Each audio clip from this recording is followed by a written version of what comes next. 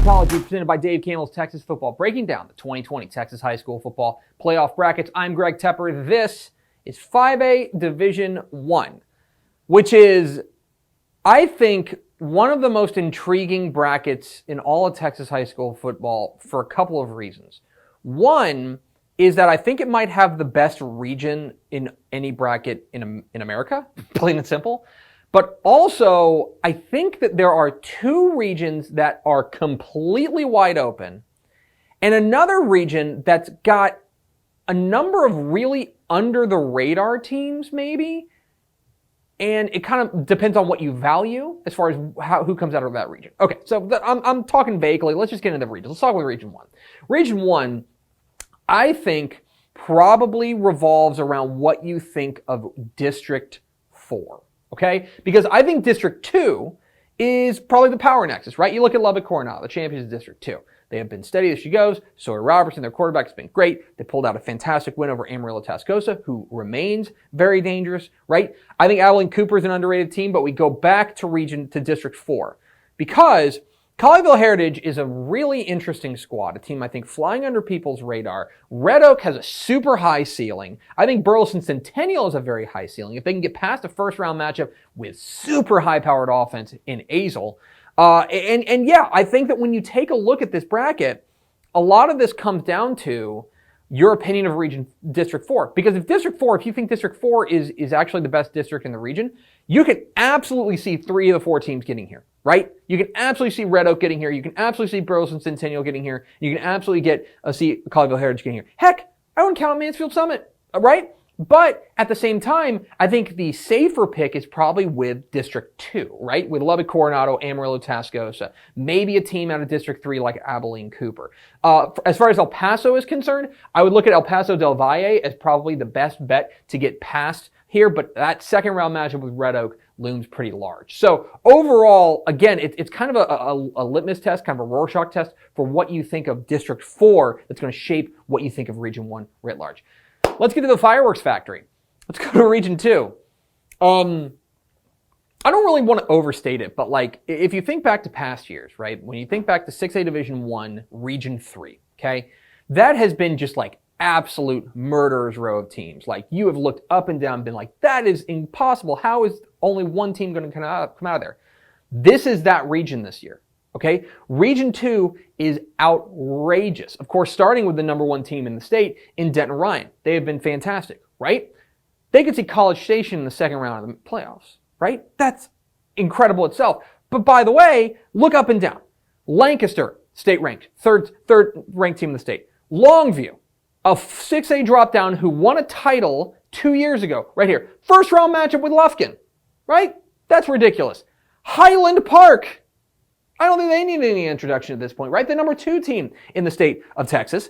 They, I think, actually got a relatively favorable draw here, but then once they get here, it's going to be dangerous. This is ridiculous.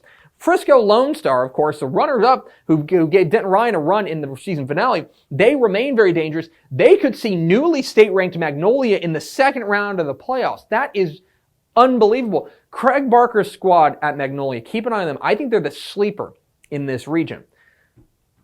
This is nuts, okay? I can go on and on about how deep this region is, okay? I think Denton Ryan's got to be your favorite. They're the number 1 team in the state. But I think they would have to earn their way past College Station, plus either Lancaster or Longview in the third round, which is not fun. And then they'd probably see Highland Park, Magnolia, or Frisco Lone Star in a regional final. That's ridiculous. It is the strongest region in the state in any bracket, bar none. Like, it is absolutely ridiculous. Region 2 is going to be a lot of fun is what I'm saying. Let's go to Region 3, over to the other side. And I think this region is another example of what you value, right, whenever you're making your picks, okay? I think if you value steadiness, if you value a team that is consistent, if you value a team that in a lot of ways ticks a lot of the traditional boxes, right? Strong defense, veteran quarterback, coach who's coached at the highest in the biggest games. Cedar Park's your pick. Okay? Because they tick all those boxes. They look like a title contender. They feel like a title contender. When you're talking about Ryder Hernandez, you're talking about that Black Rain defense, you're talking about what Coach Carl Absek and that staff do. They feel like the safe pick, right? But you also have a number of teams here whose ceiling is so high that if they can reach that ceiling, they can beat anybody. And I mean anybody. Starting with Port Arthur Memorial. Okay, Brian Morgan's Titans are dangerous, flying under the radar, a team that I think is very dangerous if they can get past a first-round matchup with extremely dangerous fourth-place finisher Fort Bend Hightower. Love what Coach Joseph Sam does there. Manville. Okay, Manville, of course, the champions of District 10. I think they're a year early, actually. If you like this Manville team, wait till you see next year's Manville team. But they are a team whose ceiling is super high. If they reach it consistently, they're dangerous. This is a fantastic first-round matchup with Drip and Georgetown. Down here, Cedar Park could see Richmond Foster in the second round. And that's a perfect example of a team that runs really hot and really cold. Richmond Foster, when they play well, they might be the most talented team in the state of Texas. I mean, they are absolutely outrageous, but can they consistently do that?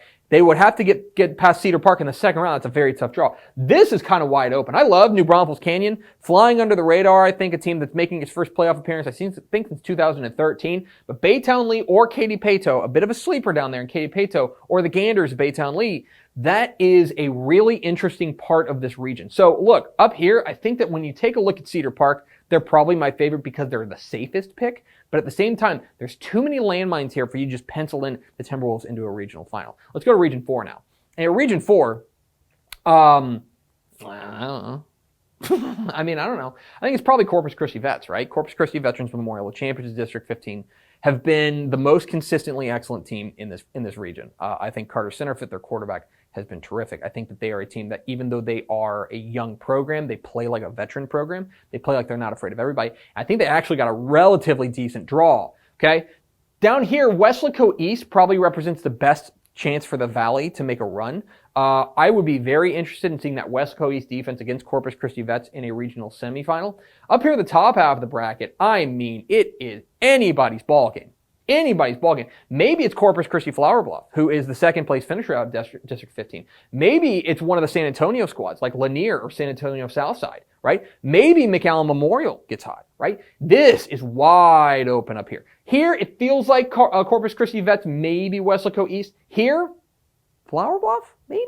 I don't know. It is a wide open Region 4 on 5A Division 1. So when you take a look at the bracket as a whole, I think all eyes are going to gravitate towards here because this is heady stuff. This is unbelievable Texas high school football in Region 2. I mean, you every single week you are going to have a state semifinal caliber game every single week. And then when you get to here, I mean, you're going to have banger after banger after banger, okay? Very interesting. A lot has to do with what you think of the DFW area teams here versus the teams from West Texas like Lubbock, Coronado, and Amarillo, Tascosa. Over here, again, you got like a safe pick and then a lot of really high ceiling teams that I think could really challenge them. And then down here, it's a big shrug emoji. I think it's Corpus Christi Vets is to lose, but I also think that it's too tight to make any sort of real declaration. So I think 5A Division 1 is going to be a lot of fun. Probably pretty unpredictable, although I do think that the champion likely comes out of Region 2. But that said, it's going to be a lot of fun, and you're going to want to keep with us on TexasFootball.com.